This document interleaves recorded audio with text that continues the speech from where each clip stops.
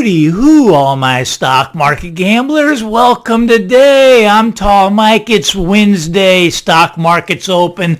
Dow's down about 200. Nasdaq's kind of flat. What do we got going on today? Well, basically earnings season starts today. The banks are announcing their earnings, and apparently mixed earnings is what it's going to be, right? Well, earnings season is typically a very strong season for the stock market.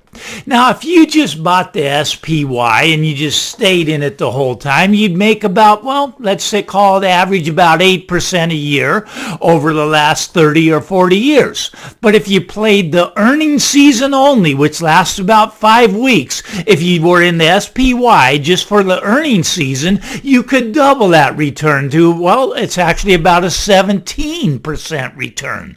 So if you stay in it the whole year, it makes an average an 8%. Stay in it just for the earnings, it makes an average of 17%.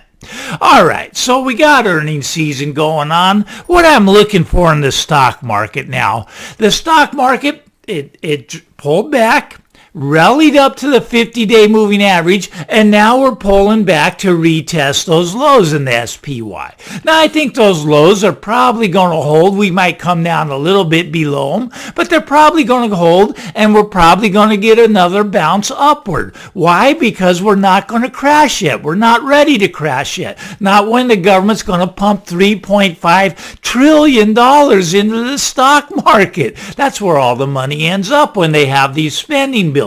These stimulus bills, it all flows into the stock market and makes the stock market go higher. So I do not see the crash coming just yet. I think we will get a crash next year, but not yet. I think we're going to get a bounce back here. So I'm hoping for a little more pullback before I go and buy I'll be buying calls again. Now, the calls that I put on Monday that I told you about, the SPY, I took those off. Why did I take them off? Yes, it may have farther to come down, but they went up over 100%. When things go up over 100%, I take them off. Now, calls typically go up. Well, they can go up very quickly. They can also go down very quickly. Now, I had a uranium trade on. We talked about that a couple of weeks ago, and I put that on. I didn't have calls on that. I didn't have calls because I wasn't sure the time frame. I thought it would take a while for the uranium trade to bounce up, but uranium spiked up yesterday, took those off for a nice 20% return.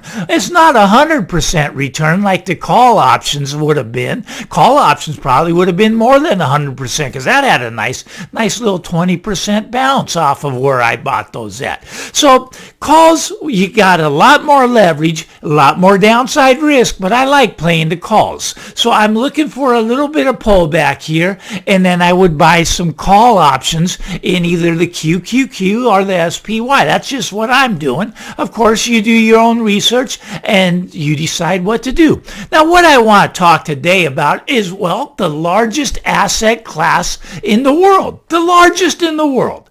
Bigger than our stock market, bigger than our bond market. What is it? Well, it's Chinese real estate. The real estate in China. We got Evergrande. Oh, Evergrande it's just collapsing. It's collapsing the bond market in China right now. The China housing market is a $62 trillion market. $62 trillion. And right now that market is in big trouble. Evergrande, their biggest developer, now their bonds, they were just going along. They were at $1. And then they dropped down to 20 cents. 20 cents, that's an 80% loss. And it happened really quickly. But that's not the only developer that this happened to. Just last week, Fantasia, which is another developer in China, bonds were going around right 100%, right? In 2 days, it dropped down to 20%, an 80% loss. The bond market in China is in big trouble. And I got to say the real estate market in China is in real trouble. Now, they had sales decline on house sales in China in September. Now, these numbers are shocking to me. They were down 36%. This is based on dollars, right? So if it was selling for $1 million here, that'd be like dropping to almost $600,000. It dropped in like that quickly. It just free fell, right? Okay, now what else free fell? Well, the number of transactions. Now, the number of transactions in Beijing dropped 30%. 30%. Now, I thought that was astonishing. But in Shanghai, they dropped 45%. The number of transactions. The real estate market could implode. The largest asset class in the world, $62 trillion, is in big trouble. Now, people think that, well, Mike, that's in China. It's not going to happen here in the U.S. Look, we have a lot of what's known as zombie companies, and these zombie companies are backed by junk bonds. They are a Ponzi scheme, I'm telling you. When you have these junk bonds that are, right now they're paying 100%, but these can drop 80% just in 1 or 2 days if the money dries up. You see, for Evergrande, what happened is the money dried up.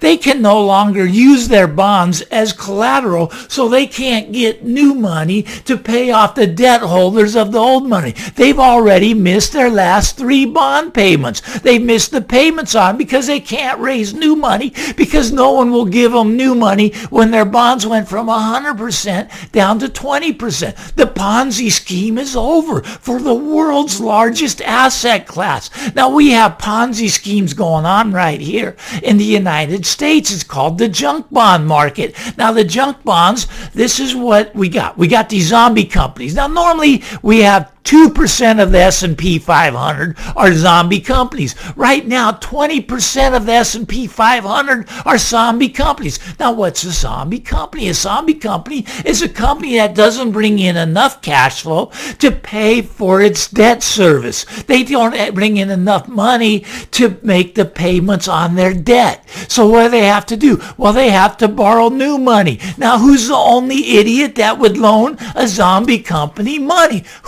Who's the idiot? Let me think. Oh, the Federal Reserve. They're the idiot. Now, who's responsible for all the money the Federal Reserve loans? Well, that's you and me. You and me are responsible, the taxpayer. So the Federal Reserve is still loaning these zombie companies money. All they want. This is a Ponzi scheme. Now, what happens when the Federal Reserve stops loaning them money? Okay, well, I'm telling you, they're junk bonds that are paying 100% on the dollar right now. They're not going to just drop to 20%. They're not going to drop to 10%, not 5%. They're going to be wiped out. Now, who's going to get wiped out? Who is holding these junk bonds besides the Federal Reserve, besides me and you? Who else holds these junk bonds? Well, you know what? The pension funds. The pension funds are holding these. Now, you think your pension payment is safe? I don't think so. They're holding these junk bonds of the zombie companies. And if the Federal Reserve ever pulls back on that money that they're giving these zombie companies, these junk bonds are going to go to zero. The pension funds are going to collapse. Now, granted, maybe the U.S. government comes and prints more money and bails out these pension funds. But these pension funds, they're underfunded. You see, the pension funds have to get 7% just to stay even, just to make the payments. And they can't find 7% safely. They can't do it safely. Maybe they should get into Bitcoin. Bitcoin's doing better than 7%, right? Oh, maybe that's the answer for them. But no, what they get into is these high junk bonds, these high yields. That's what they go after. And they're holding them. They're going to be the bag holder. And if you have a pension, if you're getting a payment from a pension, you may become the bag holder. But let's go back to this asset class. The world's largest asset class is China housing market, right? $62 trillion. Now, okay, what if that gets cut in half? What if it goes from $60 trillion to $30 trillion? Is that going to hurt the rest of the world? Well, I think it will, because a lot of the raw materials that come in to build these sky rises in China come from other countries. A lot of it comes from Australia. Look, when the whole market comes down, the whole world's going to feel the pain. That's just the way it is. It's just how it's going to go. Now, also, the economy in China could come crashing down with it. You got to understand that the housing market in China is 30% of their GDP. Now, the housing market in the U.S., It's roughly 6 or 7% of our GDP. We have other things going on, but we don't manufacture stuff. That all comes from China. Now, if their economy goes down, they're not going to be making as many goods and services to ship us. So our prices will start to go up. We already have runaway inflation, but that inflation will be taken off. It'll be a rocket ship. This is a problem. People don't think it's a problem. I'm telling you, it's a problem. Is it the black swan event that's going to crash the stock market?